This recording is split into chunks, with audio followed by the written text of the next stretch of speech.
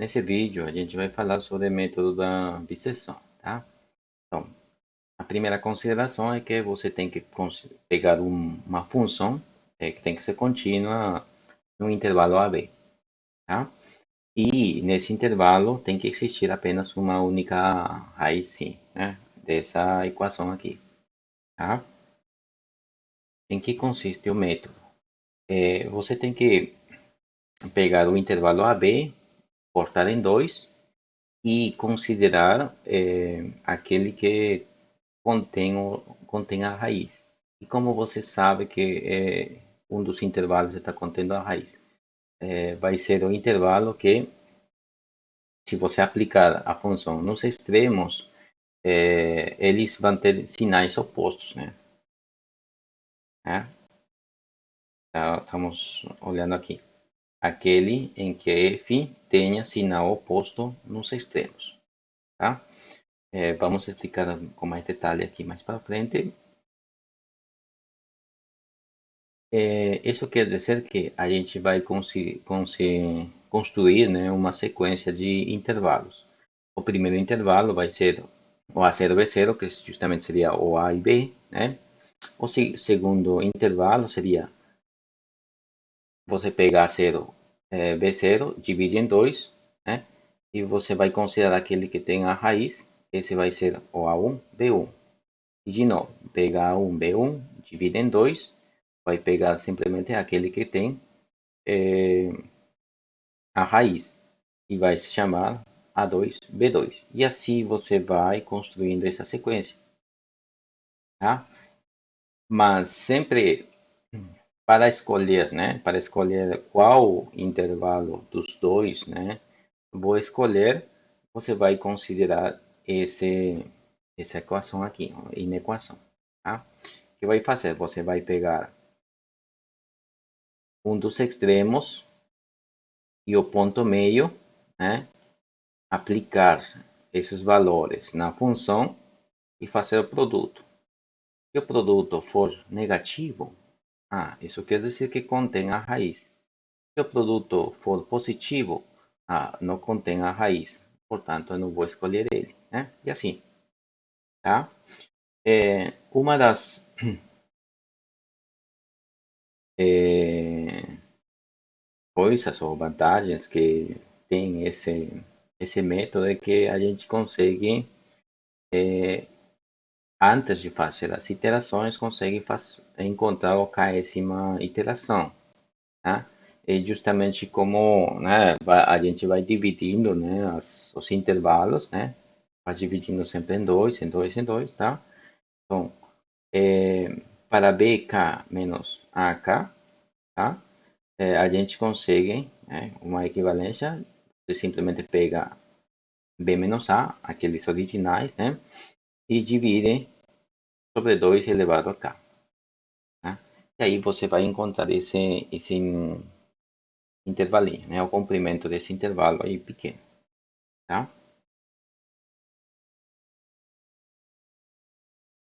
Agora, uma observação que temos que considerar é que você vai criar duas sequências. Uma das sequências somente dos A, né? A0, A1, A2, né? Os extremos esquerdos, né?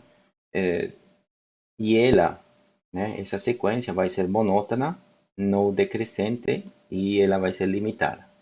Tá? A outra, você pega os extremos direitos, né, do intervalo. Aí você cria uma sequência, tá? E elas também vão ser monótonas no crescente limitado. Então, observando que ambos são limitados, né? Então, elas têm que convergir para um certo número, né? Tá? Ambas as sequências são convergentes, tá? Aí, como são convergentes, né, esses limites existem, né? Se a gente aplicar limite aqui, né, limite desse lado aqui e limite desse lado aqui. Bom, limite desse lado esquerdo é limite de cada um, tá? Limite aqui e limite aqui, cada um. Por quê? Porque os limites existem, né? Tá? Então, desse lado eu tenho esse limite, desse lado eu tenho esse limite, e do outro lado eu tenho esse outro limite. Esse b menos a sempre é um número fixo, e o k vai crescendo, né? Vai para o infinito. Então, toda essa expressão vai aumentando. Então, o quociente ela vai para zero, né? Tende para zero.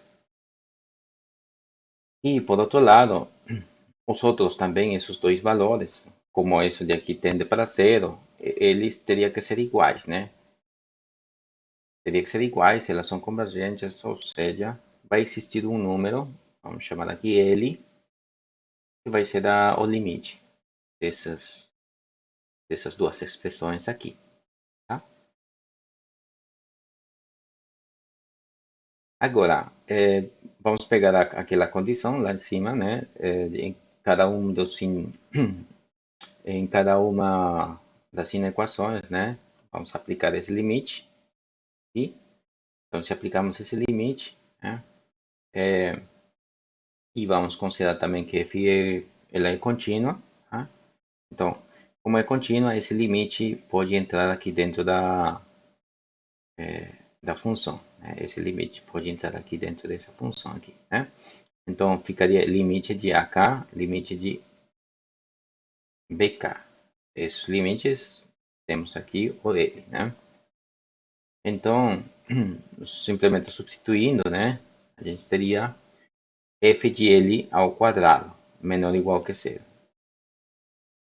Como está elevado ao quadrado, esse número de aqui não pode ser negativo. Então, tem que ser igual, né? Igual zero. Igual zero. Tá?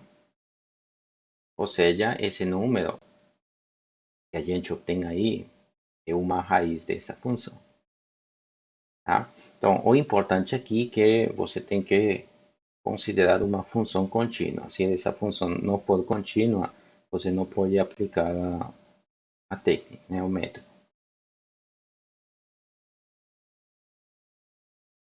Uma das grandes vantagens do método da biseção é que ele tem convergência garantida, né?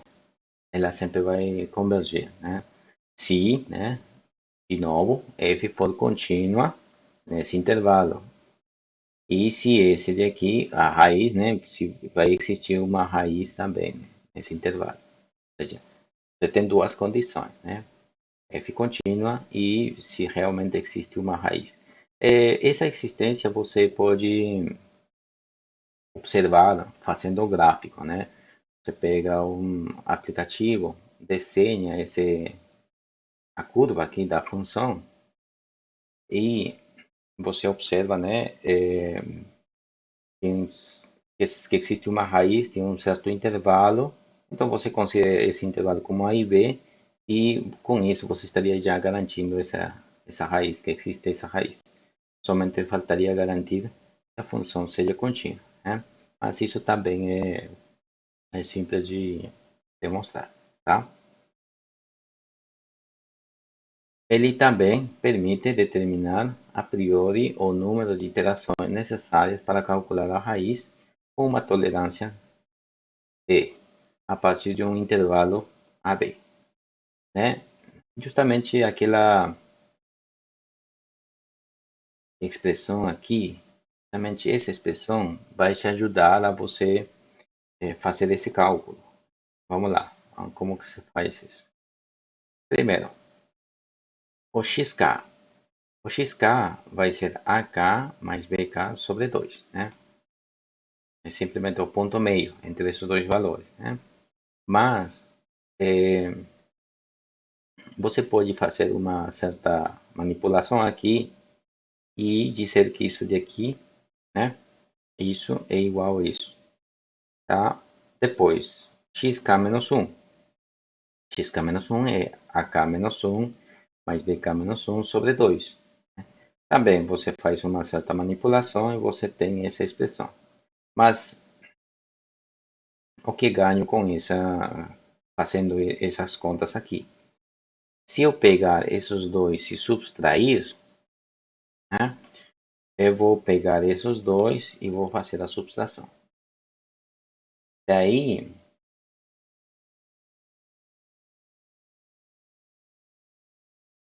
como bk menos 1 menos ak é essa expressão aqui, e bk menos ak é essa expressão aqui, justamente utilizando lá em cima, vamos concluir que essa parte aqui é zero, tá? E assim, a gente teria somente essa parte que estamos aqui e essa parte que seria igual a isso, né? Por quê? Porque a gente está utilizando essa expressão. Cadê? Eu passei, eu acho que passei. Essa expressão aqui. Usando esse para obter aqui essa expressão, tá? E, e essa expressão tem que ser menor que um E, né? É uma tolerância, tá? Agora, daqui, né? A gente pode isolar K. Isolando K, esse K mínimo, número mínimo, a quantidade mínima de iterações, né, para que a tolerância, né, não seja ultrapassada, seria esse valor aqui. Né? Seria um K maior do que esse valor aqui. Tá? Esse logaritmo em base 2. Tá bom?